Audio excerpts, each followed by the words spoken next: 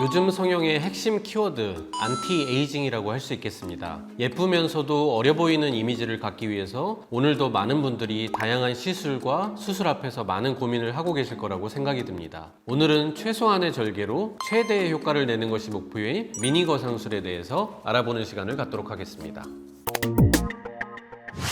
안녕하세요. 자연주의 성형외과 전문의 고응렬입니다.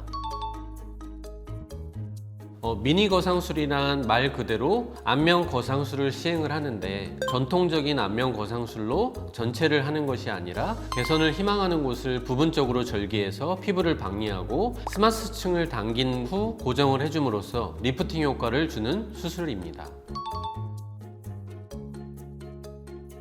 미니 거상술은 리프팅 효과를 주길 원하는 부위에 따라서 절개의 위치가 달라집니다. 사람의 얼굴은 크게 상, 중, 하 안면부로 나눌 수 있는데요. 미니 거상술을 통해서는 보통 중안면부와 하 안면부의 개선이 가능하다고 생각하시면 됩니다. 볼 처짐이나 팔자주름 같은 것들을 개선을 원하시면 보통 귀 앞부분 또는 관자놀이 있는 근처의 헤어라인 안쪽의 일부를 절개해서 리프팅을 진행하는 수술을 할 수 있습니다.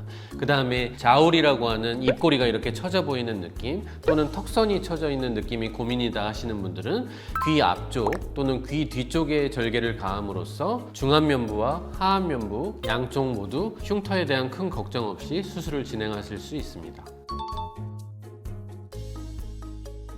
당연히 중안면부와 하안면부 리프팅을 같이 진행하시면 됩니다. 그냥 단순히 절개하는 부위가 다르고 그에 따라 효과를 볼 수 있는 범위가 다른 거기 때문에요. 두 개의 수술을 쉽게 병행한다고 생각하면 가능합니다.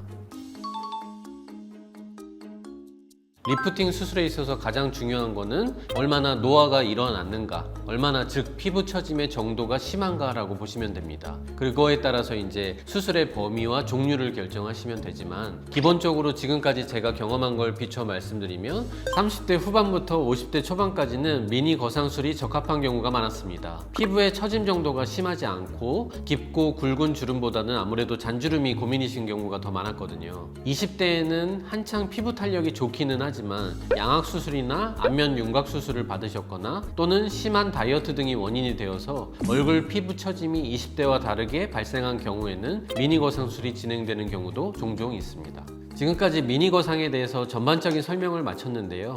이번에는 상담 시에 가장 많이 물어보시는 질문들을 몇 가지 소개해 드리도록 하겠습니다. 미니 거상의 흉터는 보통 얼마나 가나요? 또는 티가 많이 나나요? 이런 질문들을 보통 합니다. 절개가 이루어지는 모든 수술은 흉터가 필연적으로 발생을 할 수밖에 없습니다. 대신 눈에 띄지 않을 법한 곳에 최소한의 절개를 해서 너무 큰 스트레스 받지 않으실 수 있도록 노력하고 있습니다. 중안면부의 경우 관자놀이 부근의 헤어라인 시작점이나 그보다 조금 더 헤어라인 안쪽으로도 절개를 할 수 있기 때문에 수술 후 흉터가 거의 보이지 않게 되는 경우가 일반적입니다. 그리고 하안면부 수술을 할 경우에는 귓볼 라인을 따라서 앞뒤로 1, 2cm 정도로 최소 절개를 진행하고 있습니다. 절개 부위 흉터는 수술 후 2, 3개월 정도까지는 핑크색을 띠면서 조금 더 부각된다고 느끼실 수는 있는데요. 6개월이 지나면 점차 붉은기도 사라지고 옅어지게 됩니다. 1년 이상이 지나게 되면 흉터는 거의 보이지 않게 됩니다. 미니 거상을 한번 하면 그 다음에는 안면 거상을 못 하나요? 이런 질문도 흔하게 받는 질문입니다.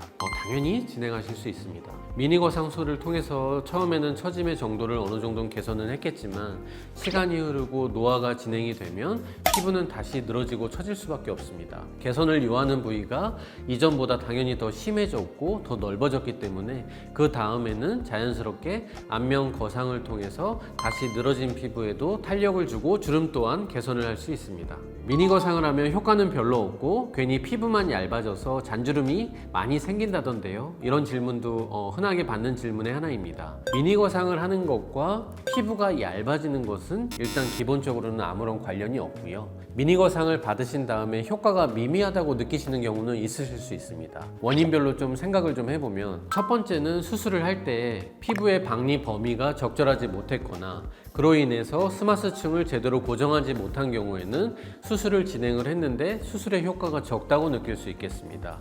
이를 통해서는 당연히 적절한 피부의 박리와 스마스층을 확실하게 당겨서 고정을 해주는 수술법을 통해서 충분히 해결할 수 있는 부분이고요. 두 번째는 피부 처짐의 정도를 정확히 판단하지 못한 경우에도 그렇게 느끼실 수가 있습니다. 처짐의 정도가 심해서 안면거상술을 받으셔야 하는 분에게 미니거상술을 시행을 하게 되면 그 결과가 당연히 불만족스러울 수밖에 없겠죠. 꼭 전문의와의 상담을 통해서 본인에게 적합한 시술 혹은 수술을 진행하실 것을 다시 한번 추천드립니다. 미니거상과 함께하면 시너지가 좋은 시술, 이런 질문도 굉장히 많이 받습니다. 눈 처짐이나 이마주름도 함께 개선을 원하신다면 상안면부에 해당하는 수술인 이마거상술을 같이 병행을 해보는 것도 좋습니다. 그리고 얼굴에 볼륨감이 생기는 게 아니기 때문에 얼굴에 볼륨감을 살려줄 수 있는 지방이식을 함께 진행하시면 보다 자연스럽게, 보다 어려 보이는 효과를 보실 수 있을 것입니다. 미세한 잔주름과 모공 개선, 피부의 탄력 개선을 추가로 원하시면 스킨 보톡스나 또는 리쥬란 같은 시술도 함께 추천을 드립니다.